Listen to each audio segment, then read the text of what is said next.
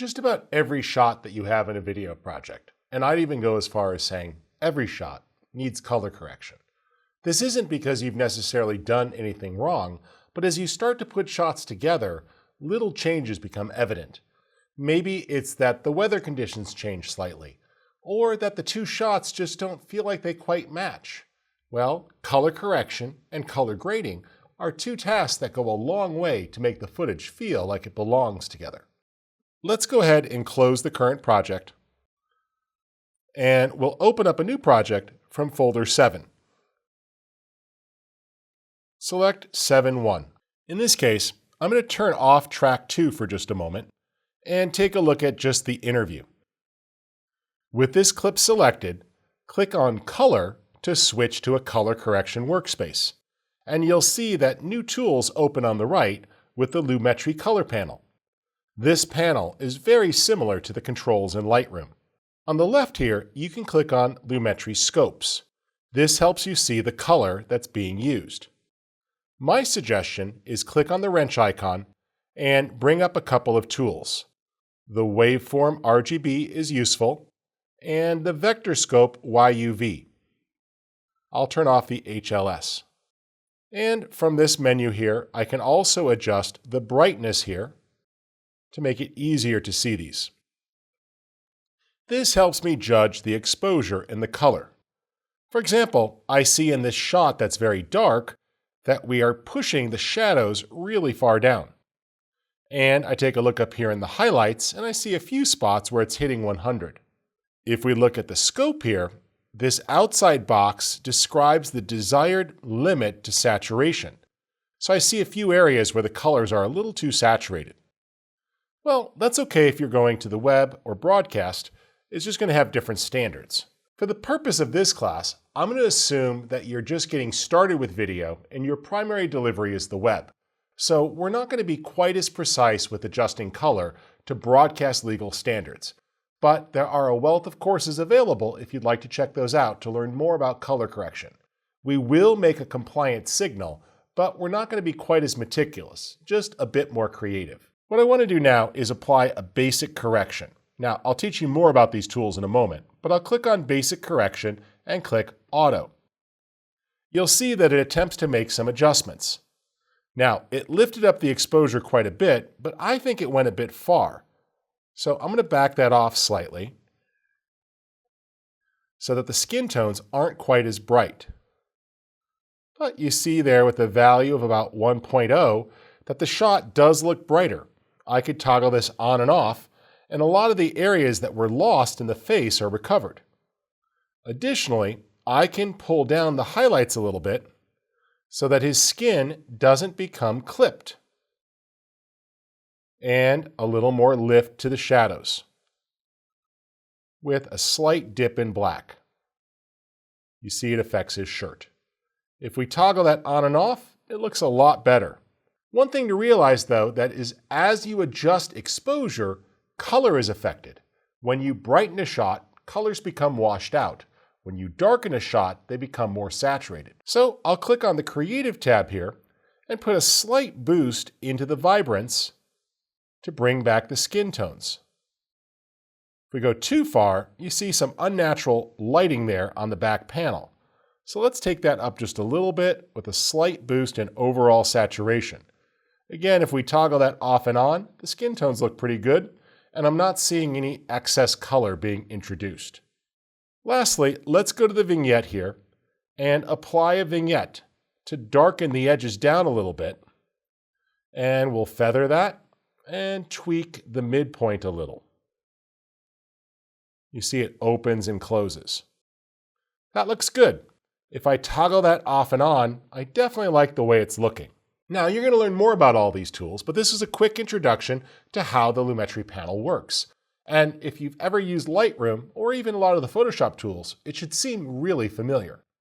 Now let me show you how to save some time. In the case of this shot here, I want to reuse this. We've got several instances of this interview. So I can right-click here and choose Copy. Now what I'll do is select the rest of the interview clips. And with another right-click, I could choose Paste Attributes. And what I want to paste is nothing to do with audio, so I'll uncheck those. But I do want to paste the effect, the Lumetri Color effect. Once I click OK, that effect is applied to all instances of the interview, giving it a consistent global look and an improved overall exposure. Let's go on to our next stage.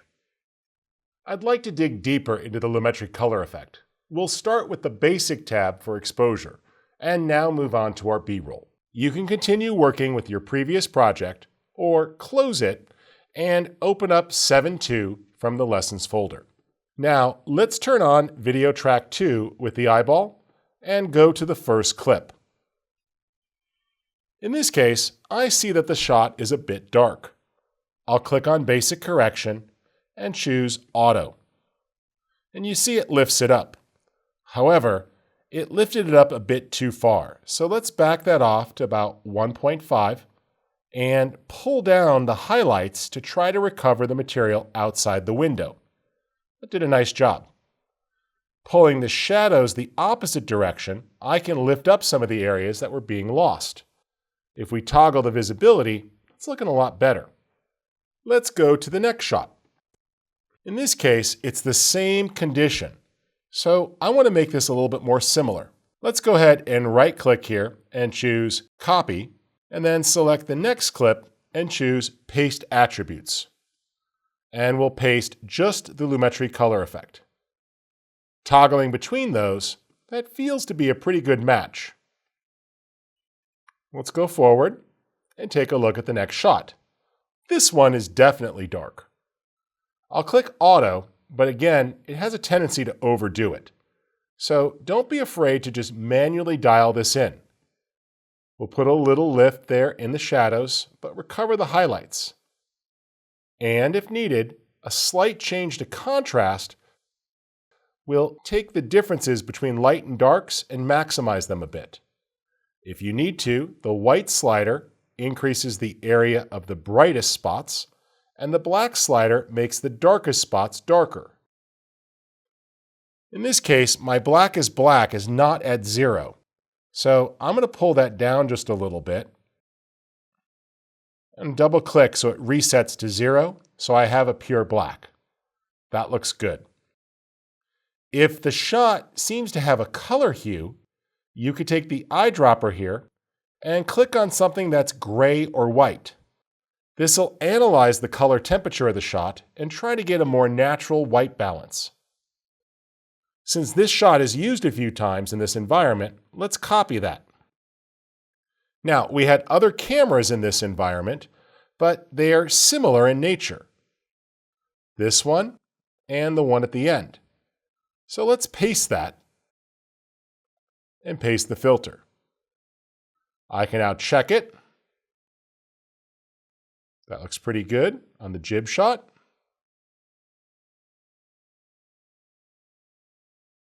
That looks pretty good as well for exposure. And let's keep going. We've got 2 more shots, so I should select those and paste the attributes.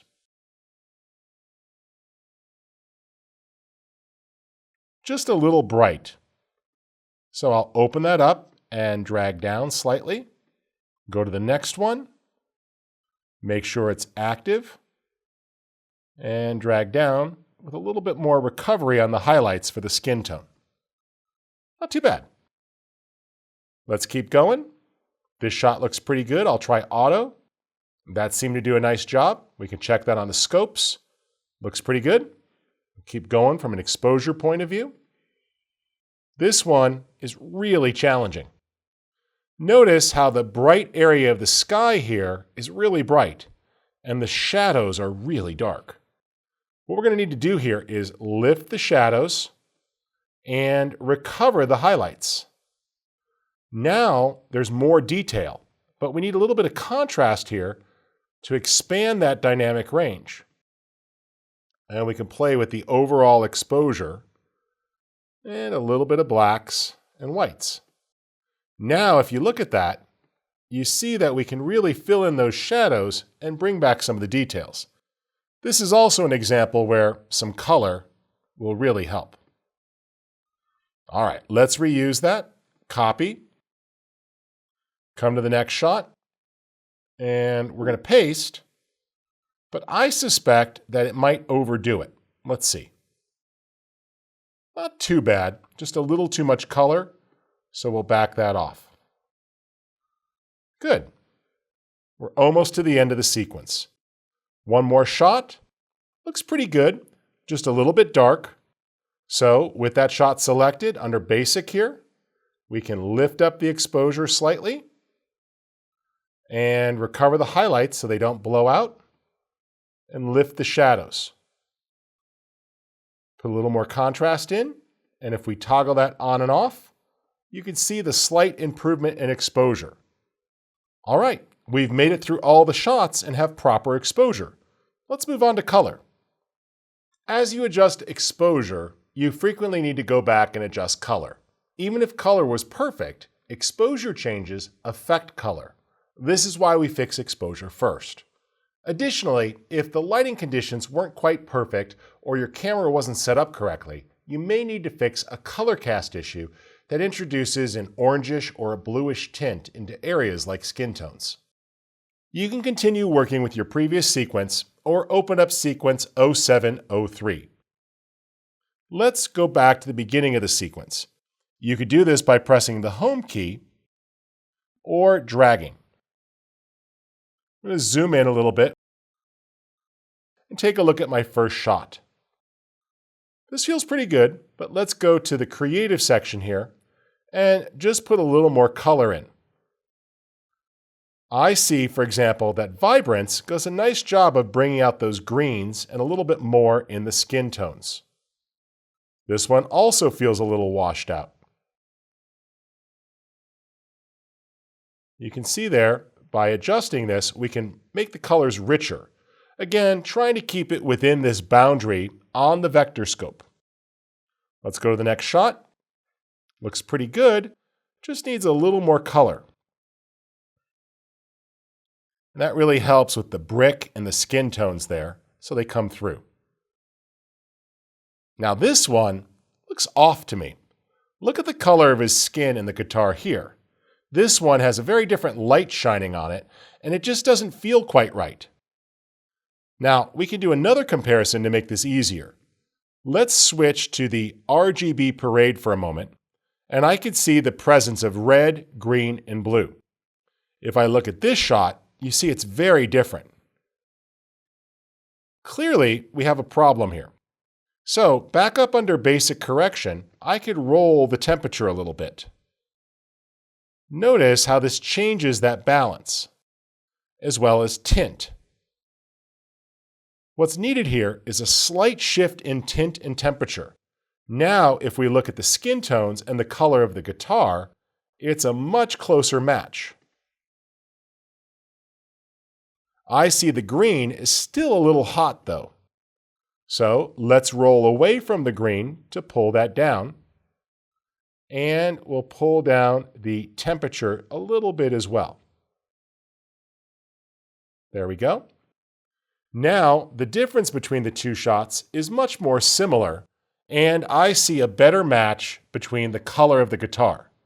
These sort of changes are important, particularly when the shots appear close to each other in a sequence. Next one looks pretty good. The guitar is a little bit warmer, but it doesn't feel that out of place. I'll just make a slight shift in temperature there. And pull the green down a little bit.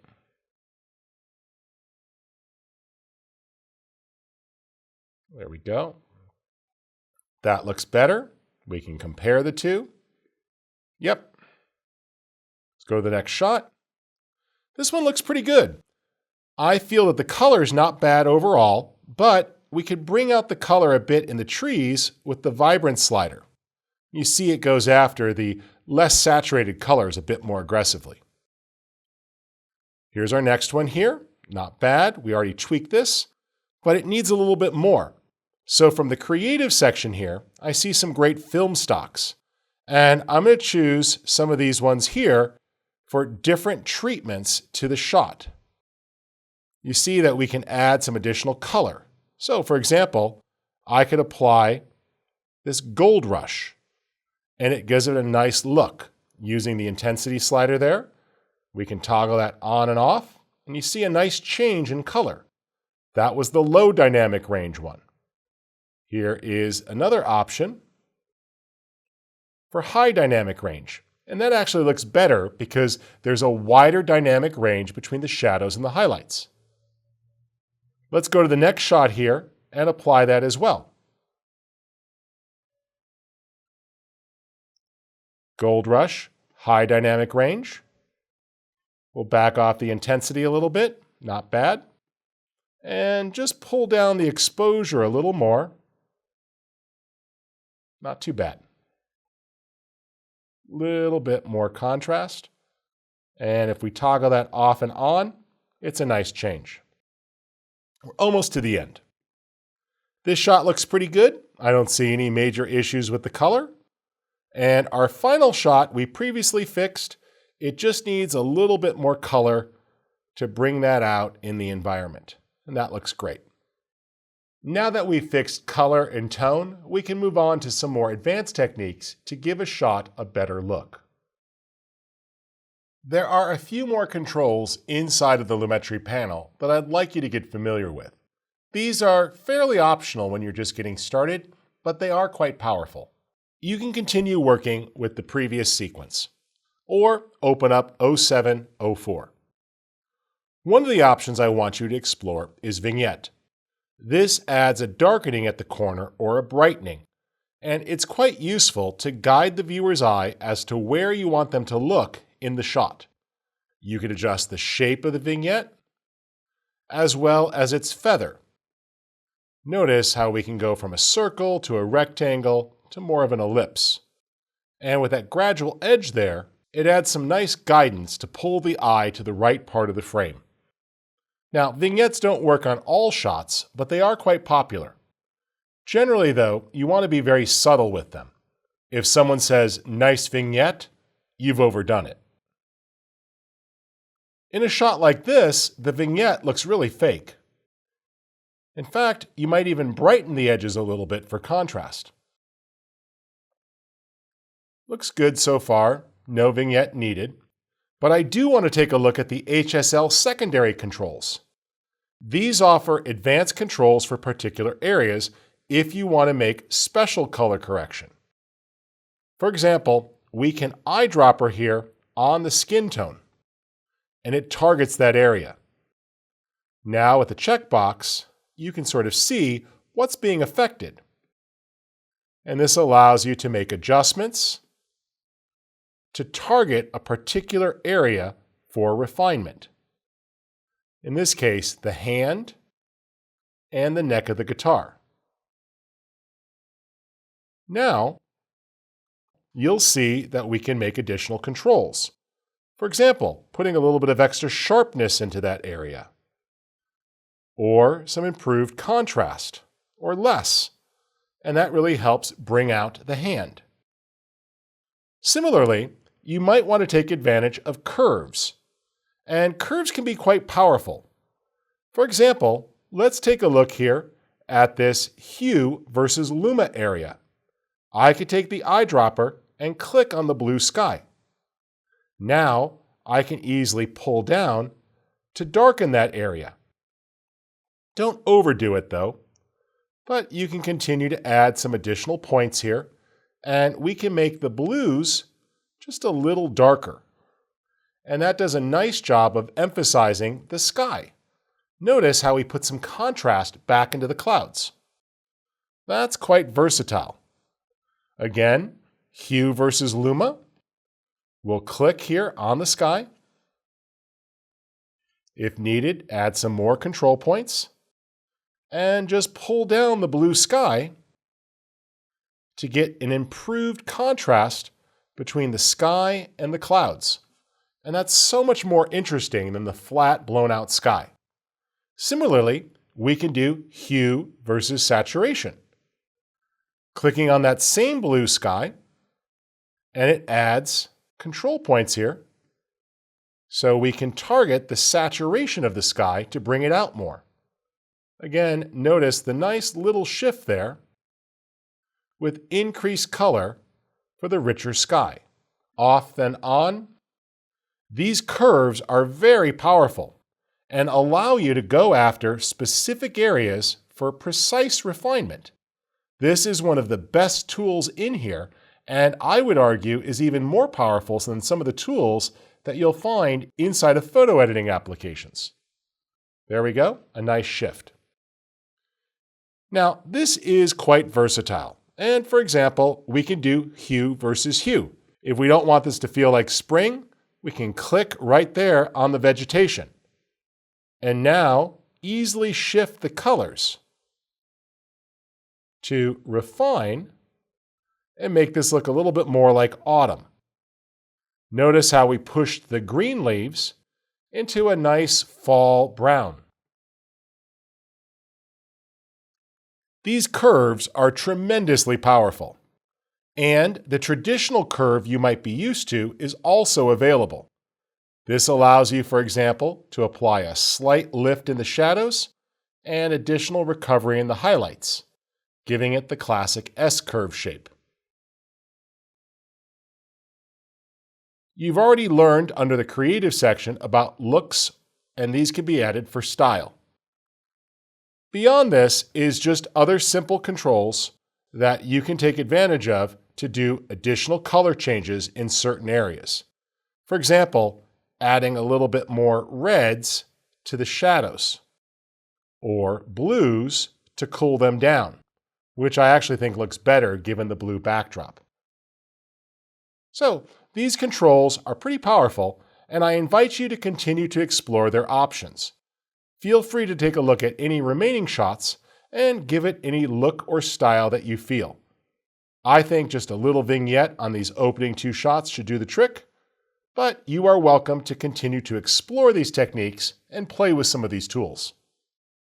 If you have both Premiere Pro and After Effects installed on your system, sending to the other application is just a right click. Let's go ahead here. We've taken a look at this clip, and we've clearly identified the problem with the small bits of dust. What I'll do is now choose Replace with After Effects Composition. The clip is now handed off to After Effects, and it asks you to save the project.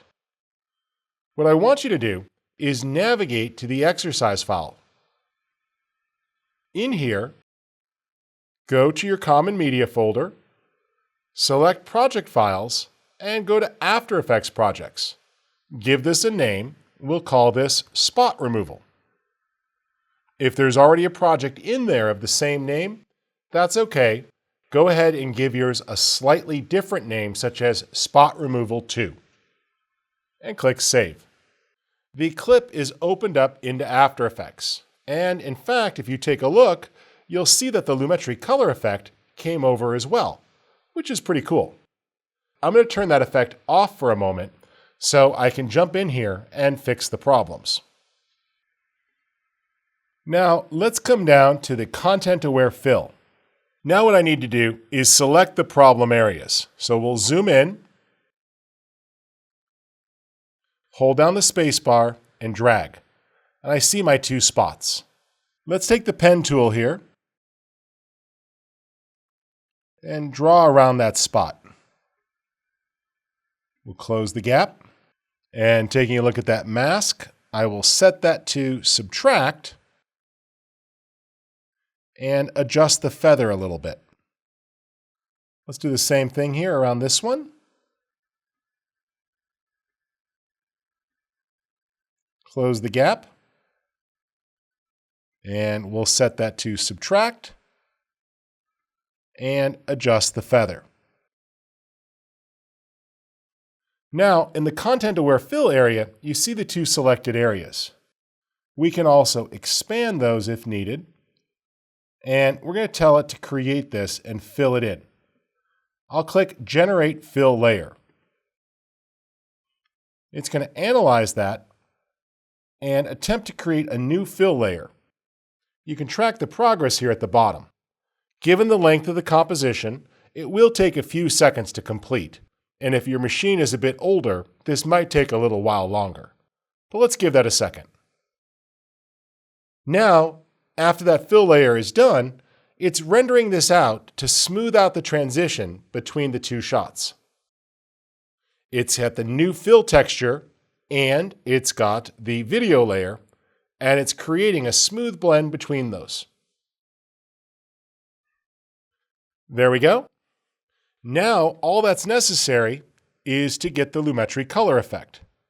So let's take a look here at the shot and press E for effects, and I'm going to choose Edit, Cut. That cut the Lumetri Color effect to my clipboard. Now I can add a new adjustment layer. This is just like Photoshop, and when I choose Paste, that adjustment layer contains the effect. We just need to check the FX to turn that back on. Now let's zoom out and fit this. And I'll press play. I see the color correction is applied, and I see that those two spots have been easily removed with content-aware fill, which is pretty cool. It was able to go through and take out those blemishes in the shot very easily.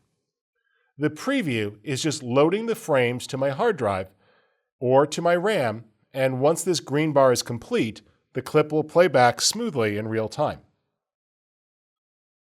What I can do now is choose File, Close Project to save this for After Effects. Now, when I switch back to Premiere Pro, you'll notice that it's been dropped into my timeline. If I press play, it may not play back smoothly. And see how it develops. And that in fact, it's stuttering pretty badly because the frames haven't made it over. But if we give it a moment, it will start to hand off. Now, when you first hand back the After Effects project, it's not going to play back smoothly. That's because it's not actually a video file. It's just an instruction. But there's a useful command to convert this to video, but still preserve the link back to After Effects. What you'll want to do is select the clip in your timeline and right-click. Choose the Render and Replace command. Now, let it match the sequence file here, and it will come up with a format that's high quality. Tell it to place it next to the original media. And when you click OK, it will convert that After Effects project into a video clip. Now, this isn't permanent. If you ever change your mind, you can right-click and tell it to restore the unrendered. This will switch it back to the After Effects project, and if you right-click and choose Edit, you're back in After Effects where you can make updates or changes. Here it is. I see the clip is now a video file. Again, there's the right-click if I want to restore the unrendered, but now it's replaced with a full-quality video file. So when we switch to that new shot, it plays back smoothly, and the fixes we did in After Effects have been applied, which is pretty cool how smooth and easy that was. Working with After Effects is definitely an optional step, but it opens up a whole wealth of tools that I invite you to explore as you become more comfortable editing video.